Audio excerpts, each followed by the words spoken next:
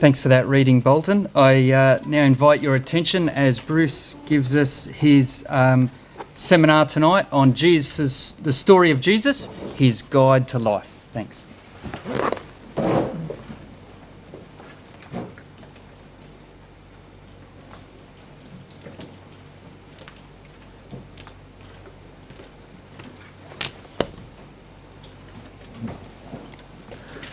Thanks, Jimmy. Good evening, everyone. I'm sorry I couldn't be here last week. I was enjoying 28 degrees sunshine in Mount Morgan, Queensland, so I didn't hear your talk, but I'll try and follow on from last week anyway. If you looked at the picture which was up there before, that is the place where they think Jesus gave this talk, up above the Sea of Galilee on the Mount of the Beatitudes. And up onto that hilltop came various people who wanted to hear Jesus. They're called in verse 1 and 2 believers, disciples, people who wanted to follow Jesus. And last week you looked at the characteristic of a true disciple and the happiness that is promised to those who develop the character. And I'm sure you've seen this is not pick and choose which sort of characteristics you like on Jesus' list. It's not a cafeteria list. It's the whole personality that Jesus wants to see us display. And it ended up with people who were persecuted, which doesn't seem very happy, but it's all in the happiness that comes in God's long-term plan. Now, Jesus is then going to explain other aspects of how we should live. This is his guidance to the way he wants us to live. And the first thing you see a heading in verses 13 to 16, believers are salt and light. And what Jesus wants us to do is to not hide away that we believe in him. He doesn't want us to run two lives, a life where we go about doing what we like with our friends, and another life where we follow Jesus. It's just one life. So Jesus uses three different examples.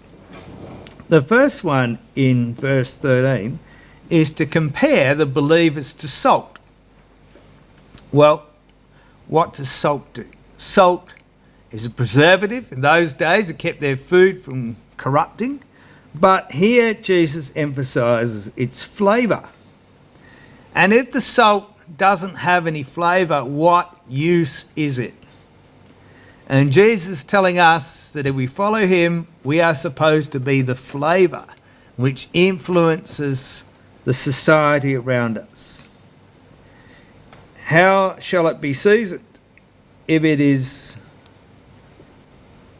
then good for nothing. And if it doesn't have any qualities of flavour, it's thrown out and trampled underfoot by men. So Jesus says, you are there to be a good influence. You are my disciples. If you're not, you'll be thrown out and trodden away. His second example in verse 14 is that they are lights in the world. So Jesus likens his society to a very dark place. Jesus' apostles followed a similar idea. The world is a very dark place in which believers should shine. And he says there at the end of verse 14, if you think about a city that is up on a hill, it cannot be hidden away. You are my disciples, says Jesus. You are obvious. You stand out. You can't hide your faith. You can't pretend that you're not my disciple. If you are really my disciple, everybody will see. And then his third example in verse 15. If you light a little lamp in your house, no electricity, of course, back then. You light a lamp so you can see your way around. If you light a lamp, you don't put it under a basket. You don't put it under a commercial measuring device. You don't mix up money and God's light, but rather you put it up on a stand so it gives light to the whole house. This is Jesus' desire for us. He wants us not to hide our light away. The light of Him that has come into our lives, He wants us to share it. Not to obscure it, not to shut it off, not to blow it out or to put it under the bed. He wants all people to know what we believe. And so He says in verse 16, let your light so shine before men. You don't go around bragging about how good you are, but if you're really Jesus' disciple, the goodness of Jesus will be seen in your life to other people. They will see your good works and glorify your Father in heaven. So the purpose of following Jesus is not so everyone pats us on the back and says, you're a good person. The point is that people look at us and say, I praise God for these people who show the qualities of Jesus Christ. So Jesus' first lesson in life is don't hide away your discipleship. If you're truly Jesus' disciple, it will influence every part of your life. It will influence you at the shopping centre when somebody is, throwing a whatever because they can't stand the behaviour of the checkout assistant, or somebody's jumping into the queue. We will always behave like Jesus' disciple at work, in home, when we're intermingling with other people. We will always display the qualities of Jesus.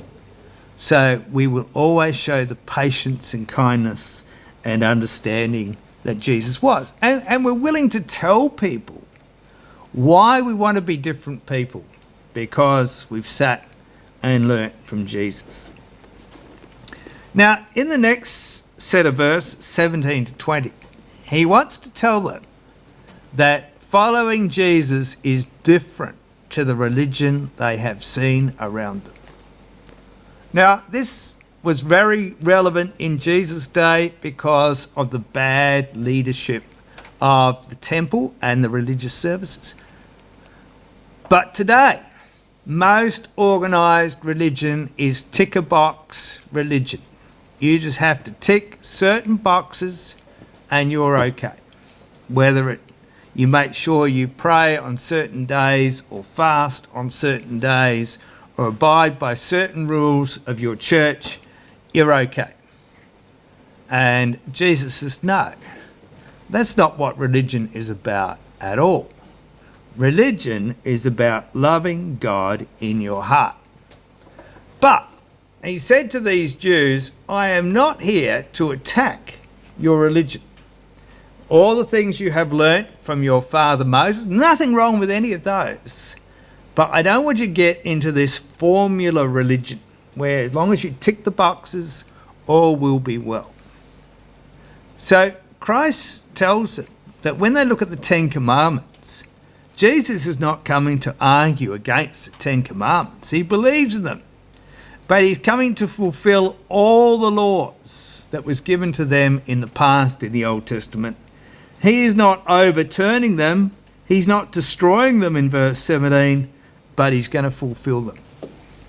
And this is most important. We can all lapse into tick-a-box religion. As long as I go and visit somebody in hospital this week, as long as I go and do this and this and this, I'm okay. No, we're okay if we love Jesus. That's the core of the issue, and that's what Jesus wants us to follow. So in verse 18, assuredly, I tell you, until heaven and earth pass away, the law will not be changed, but I am going to fulfill it.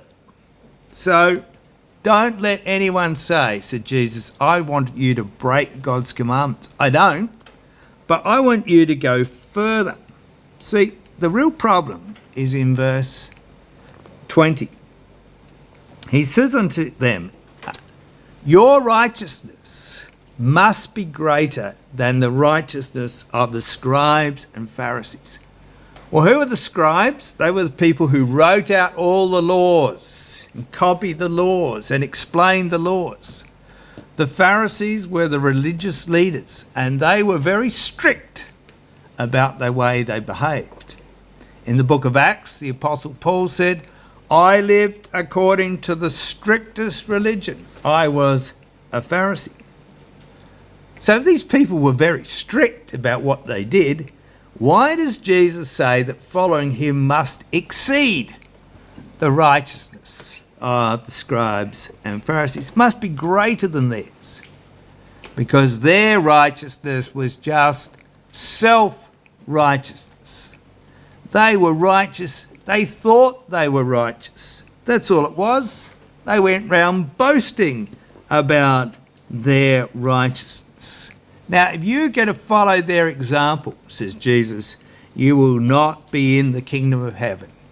Your righteousness must be better than that. Why? Because your righteousness must come from the heart. I was reading a passage of scripture with my wife this morning from Deuteronomy 28, where Moses, their great father of the nation, was describing all the bad things that would come upon this nation. And he tells them the root cause of their problem in verse 47. Deuteronomy 28 is a list of all the punishments that would come upon God's people, Israel. And he says in verse 47, because you did not serve the Lord your God with joy and gladness of heart for the abundance of everything. Your problem is you did not enjoy serving God. Your joy and service to God, gladness of heart. This is real religion. Not saying, oh dear, I've got to go through and do all these things because God told me. What a difficult God he is. What a burden all this religion is. That's the way the scribes and Pharisees behaved. But Jesus says, no. Your religion's got to be better than that. It's got to be from a loving heart. A heart that is trying to please God every day. Not please other people, but please God. And they didn't enjoy their religion. So God says, I don't enjoy you either. Religion must be pleasurable because we enjoy pleasing God. Now, Jesus goes on to explain that it's not about rules. And I look, sadly, and you can argue with me later, but I look at most established churches and systems of religion, and they're based mainly on just procedures, right? I have some very good Muslim friends, very nice men, lovely men. But if you look at their religion, it's basically a set of procedures. I don't want to bag their religion, but sadly, it's a set of procedures. In Ramadan, you get up early and eat your food. I think they're in Ramadan right now. You eat your food before the sun rises, and then you don't eat anything. You're not even allowed to lick some spittle off your lip. Then you wait till sunset, and when the sun's gone down, you can have a big feed. Right? And that's all right in winter in Australia in June because the days are quite short. But it's pretty bad if you're doing Ramadan in the middle of summer and you've got to get up at 4 a.m. to eat your food, and then you can't eat till 9 p.m. But that's their religion. But this is rule-based. This is performance-based. This is not what Jesus called his disciples to. And so when Jesus left the world, he left his disciples with just very few traditions. Some traditions, but very few. So he wants us to have more righteousness than the Pharisees because our righteousness is in God and not in ourselves. Now, what he goes on to then explain to them as they sat on the mountain listening is that what God really wants is to look at our hearts. It does matter what happens on the outside, and Jesus explained that, but we've got to go back to the core of the heart.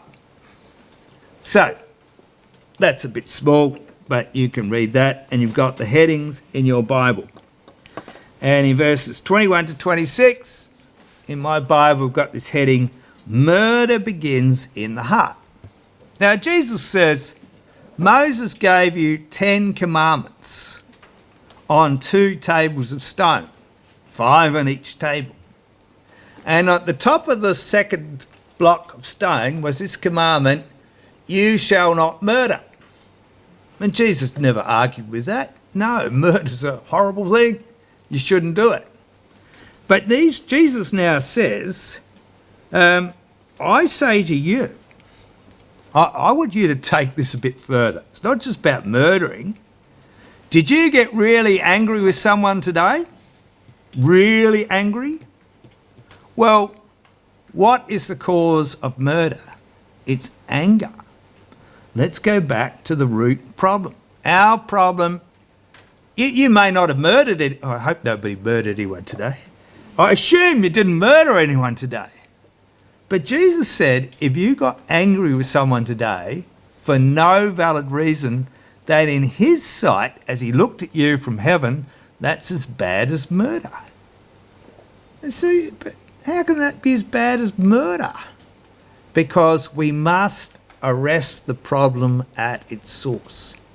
The problem really is that we didn't love that other person enough, and we got impatient and angry with them.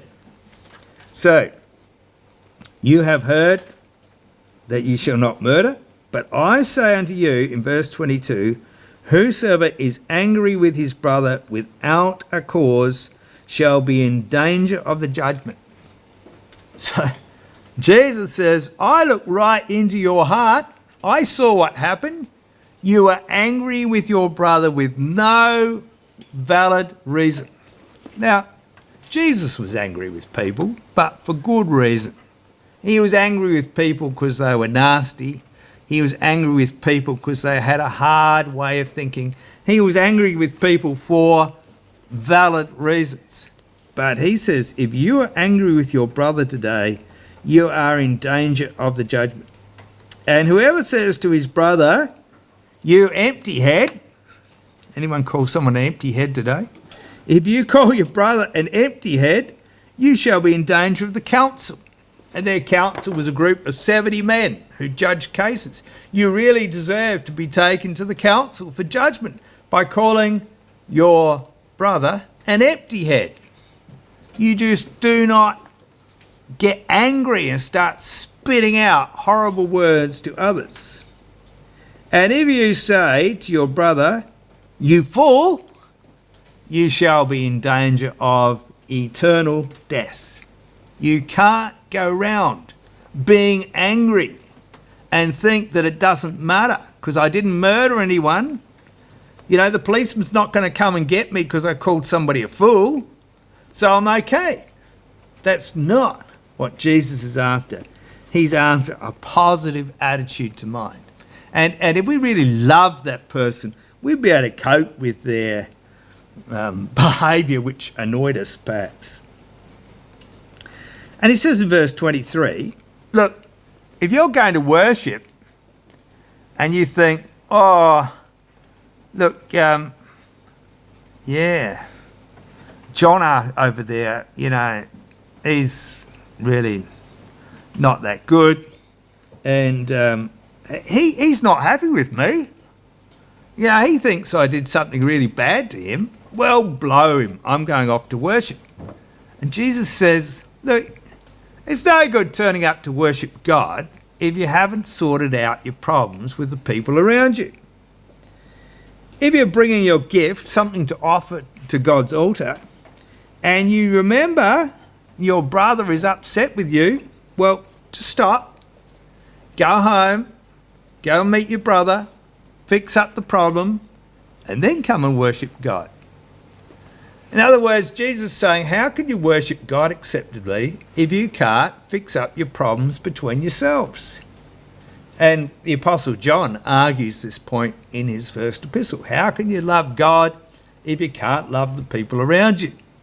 Doesn't work, said Jesus. You know, might be right for the Pharisees. They turn up and worship and they never fix anything up. But It's not the way I want my disciples to be. First be reconciled to your brother, verse 24, then come and offer your gift to God. In fact, he says in verse 25, fix up your problems quickly. If you have an adversary, someone's causing you trouble, go and sort it out, lest you get thrown into prison yourself and find yourself in trouble. Well, we all have an adversary. Everybody in the room has an adversary, and that's sin. And we need to fix up our problems with sin as well, lest it brings us to the grave. Okay, the next section, verse 27 to 32, and the heading in the Bible is adultery in the heart. So, law number 6 was thou shalt not murder. Law number 7 in the 10 Commandments, you shall not commit adultery. You must be faithful to your husband or wife. Of course, these days, how many people actually believe this law anymore? Sadly, lots of people don't think this really matters, right? But Jesus thinks it matters. But Jesus even goes further and says, okay, so I've always been faithful to my wife. She's always been faithful to me. Tick a box, no problems. And Jesus said, well, it actually goes further than that. He says to me, Bruce, have you ever lusted after a woman other than your wife and wanted to have a relationship with her? Has that ever happened in your life? I have to say, yes, Lord, it has happened. Well, you are committing adultery with that woman, lusting after that woman in your heart. It's not what I want, says Jesus. Because that lust in your heart, if you leave it there, will eventually lead to you doing the wrong thing in the wrong circumstances. Yeah? I thank God it never has. But, you know, the lust, if it's left unchecked, can produce the wrong result, which is being unfaithful to marriage. So, being unfaithful with your eyes can bring unfaithfulness to your marriage. So when someone says, oh, look at that chick, just check her out. No, I'm not checking her out. I'm a married man, right? All my loyalty is within my marriage. So Jesus is very clear. I want you to dig deeper than superficial obedience to rules. I want you to get your thinking right. I want you to get your heart right. I want you to love your wife so much that you're not looking at other women. And he goes on then to talk about marriage and divorce, which we won't talk about. But he does say in verse 29, sometimes this means drastic action. We're going to really follow Jesus. We need to take drastic action. Okay? You need to cut off the hand that offends you, verse 30, or cut out the eye, verse 29. You know, men in this world find themselves looking at pornography. If this is something in your life, you've got to take drastic action. You cannot allow this bad thing to develop into some sort of habit, right? The advice of Jesus is very frank. If you find yourself going down the wrong path, then you must cut it off very clearly so it doesn't happen. You know, if you know that certain things trigger you to be angry, things trigger me to be angry, avoid the situation. Think about the positive thoughts that can overcome. In everything in life, we need to following Jesus might mean that we have to sacrifice other things. But in our society, people say, well, just do what feels good. Yeah, but what feels good is not what Jesus wants. So our next example is in verse 33 to 37. Jesus forbids oaths. So this is part of their big noting themselves. People go around and say, oh, I'm swearing by the temple that I will do this great act for God. And someone else will say, I'm swearing by heaven that I will do this great act for God. Verse 34. Oh, verse 36, I'll swear by my head. Jesus says you can't swear by your head because you cannot make one hair white or black. It's even tougher if you don't have any hairs at all. Yeah? You can't swear by heaven, verse 34, because it's God's throne. You can't swear by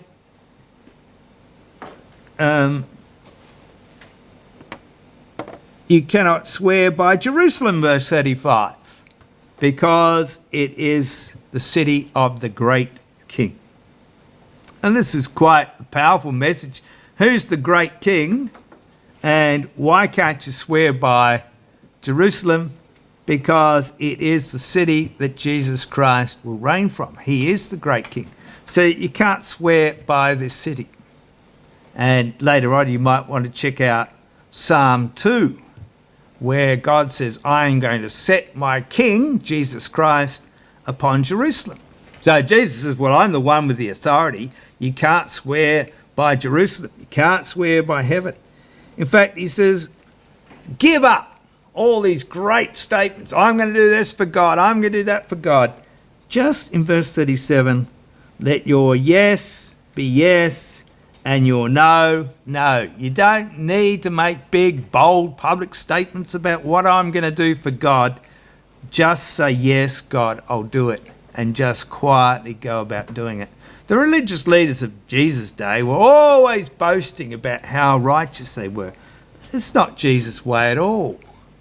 We're following Jesus. We're following a very humble path.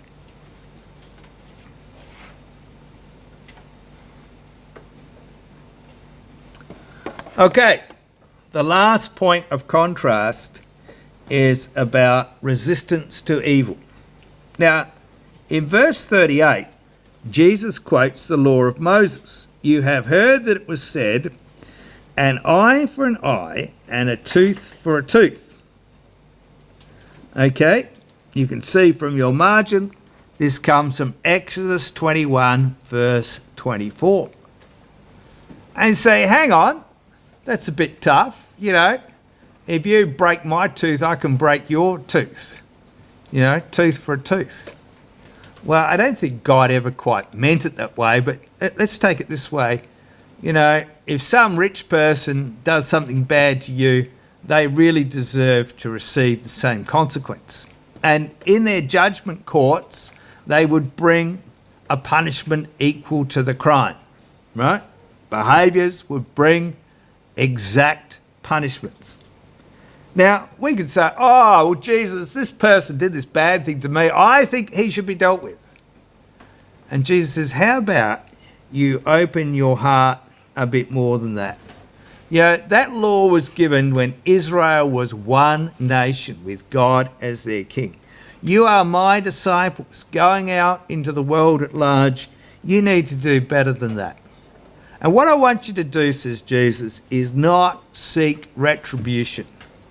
And say, oh, look what she did to me. I'm going to get her back. Whoa. She thumped me, I'll thump her. Right?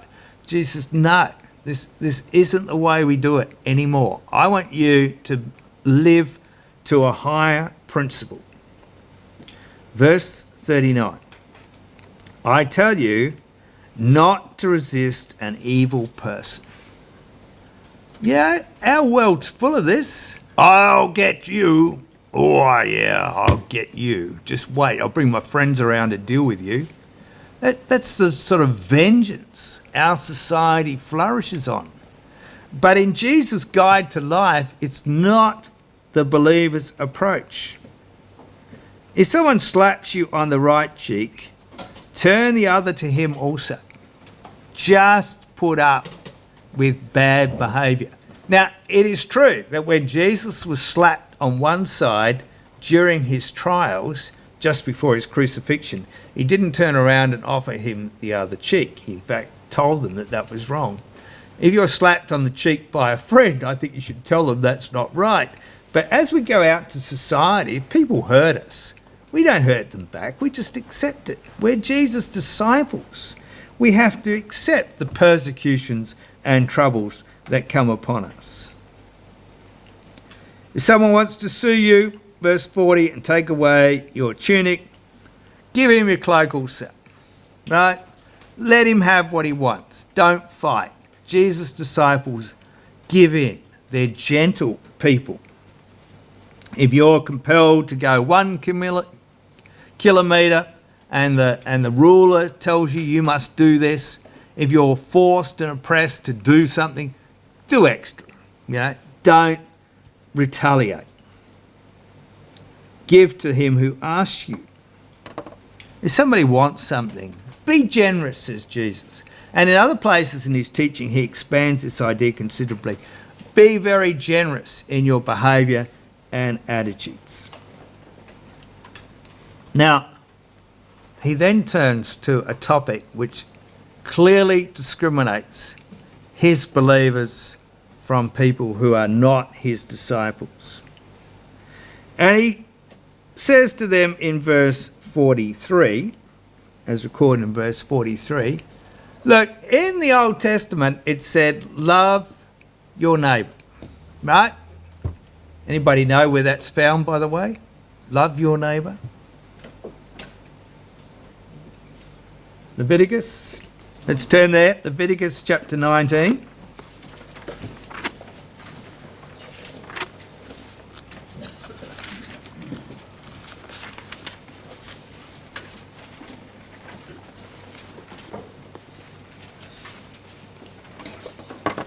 Even before they were told to love God, the people of Israel were told to love their neighbour. Leviticus 19 verse 18.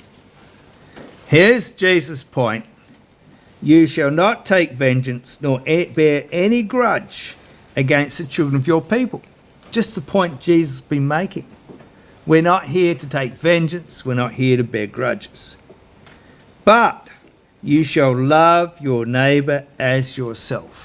Now, this chapter demonstrates all sorts of ways we love your neighbour. Verse 10, when you're picking your crop, don't take every grape, don't take every bit of wheat, leave some in the corners of your field, and leave some of your grapes on the vine. Verse 10, and leave them for the poor. Be generous. This is Moses telling them, be generous in your dealings with other people. Love your neighbour. Obviously, in verse 11, if you love your neighbour, you won't steal from them, because stealing is selfishness. Don't deal falsely. Don't cheat your neighbour, verse 13. Verse 14, don't curse a deaf person or put some sort of obstacle in front of a blind person. That's not loving your neighbour. I am God. Don't go around telling tales, verse 16. Don't hate your brother in your heart. So there's sort of positive and negative messages about what love is. So love your neighbour, said Moses. But they got this idea, coming back to Matthew chapter 5 and verse 43, love your neighbour, but you can hate your enemy. Now, in a way, God told them that they should hate the wicked nations around them. But he never told them to hate their enemies. Hate wickedness, yes. Kill wicked people around you. But he's not telling them that the object of their life is to hate other people. But Jesus says in verse 44, love your enemies. Jesus is really giving us a difficult task. What about that person at work who's so obnoxious, who's always cheating on you, who's always telling lies about you? Do you love them? Jesus says yes. Love your enemies. He goes further in verse 44. Bless those who curse you. So someone goes around saying, Bruce, he's this, and curse me. Jesus says, don't retaliate. Don't get them back. Bless them. Show love and kindness to them. Do good to those who hate you. And then he says, pray for people who treat you badly. I remember I was living in England at the time, and this bloke at work was driving me absolutely mad. He was just impossible. I said this to the lady I was boarding with. I said, this guy's driving me out the wall. And she said, how many times have you prayed for him? I said, no, I haven't prayed for him at all. And she said, well, that's what Jesus said to do. How about you go tonight and pray for this man? I did. The behaviour didn't stop, but at least my ability to cope with this behaviour improved significantly. Because I wasn't building up with hate, I was asking God to help him to be a different person. I don't know whether he ever succeeded or not. Pray for the people who annoy you. Pray for the people behaving badly towards you.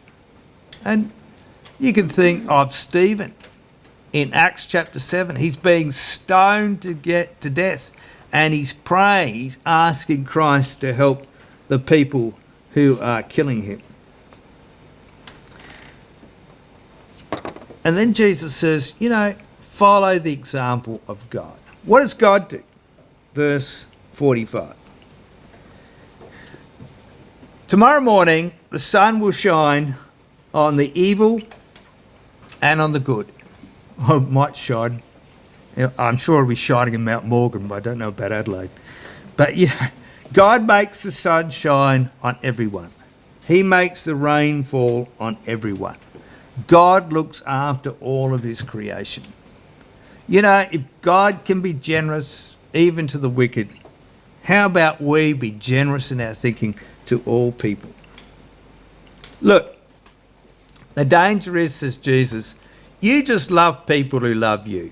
You love your mates. You say, I get on well with him or her, we're really good friends, and you stick with them, and you hate everybody else, or you don't like everybody else. But Jesus says, look, my disciples extend my love to all people.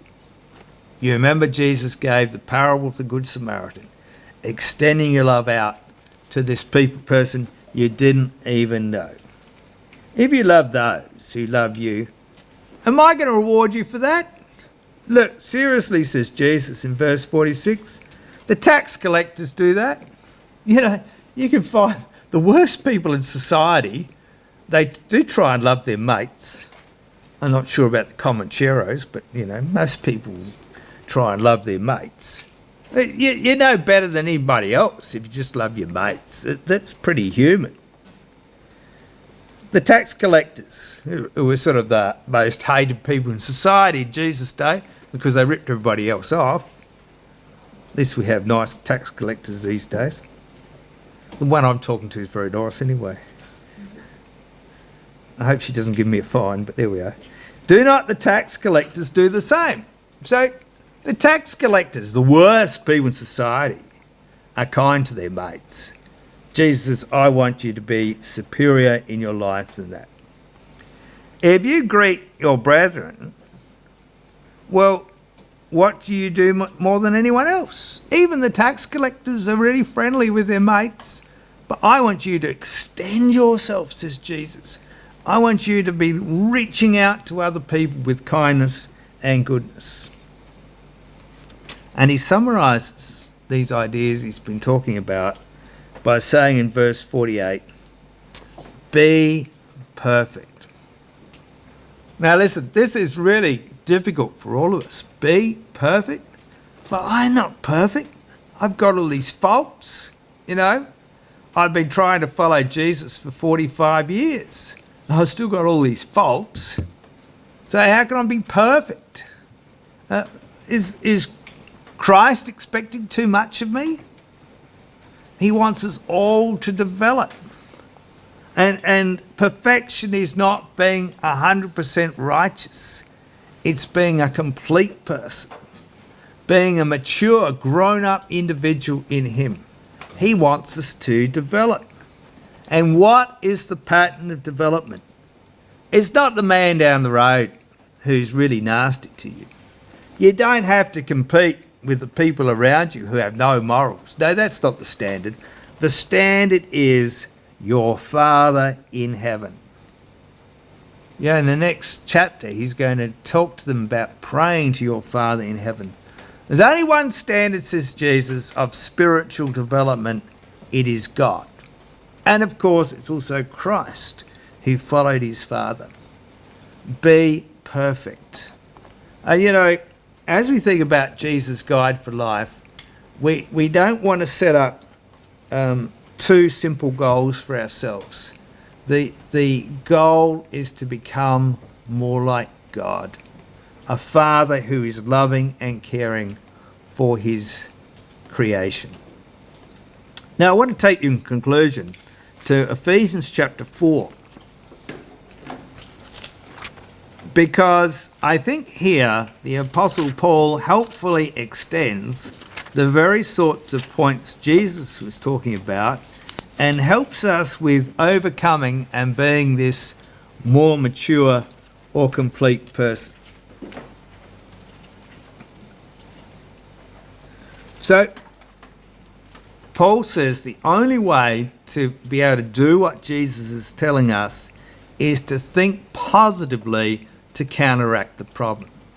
Yeah, we've got to cut out the right eye or chop off the right hand. We may have to do drastic action, but we need to think about ways of becoming more like God.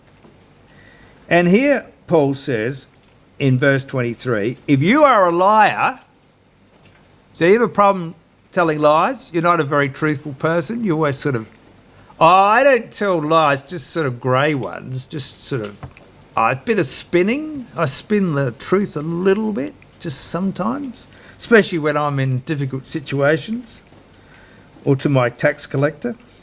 But you don't lie, says Paul. Verse 25, you speak truth. If you concentrate on doing the positive, speaking truth, you won't have any problem with lying. Verse 26, you can be angry, but don't sin. Make sure there's a valid reason. And do not let the sun go down on your wrath. Fix problems up. If you got angry with someone, go and be reconciled to them. Solve the problem. So you're a person who steals. Well, the 10 Commandments says thou shalt not steal.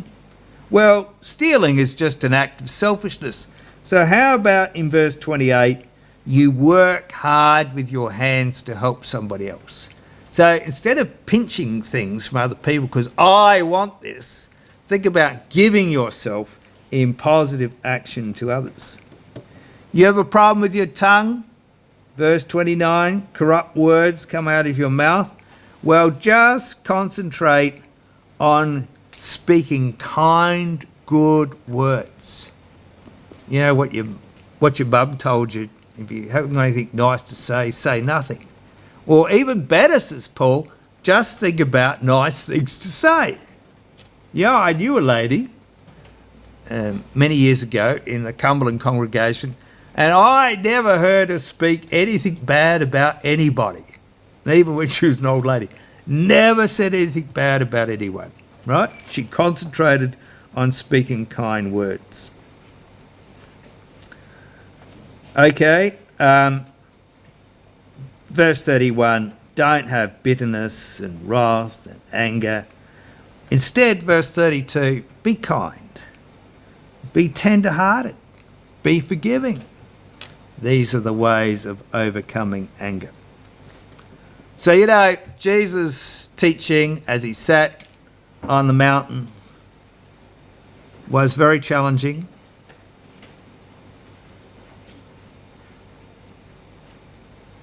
Close down all the apps that are obscuring the screen. He sat on this mountain and he explained to them what following him was all about. It's completely different to what they saw in society. It's completely different to what we see in our society. So we're asked to listen to Jesus and to change our lives, to be people like him, to be people who are perfect like our Father in heaven.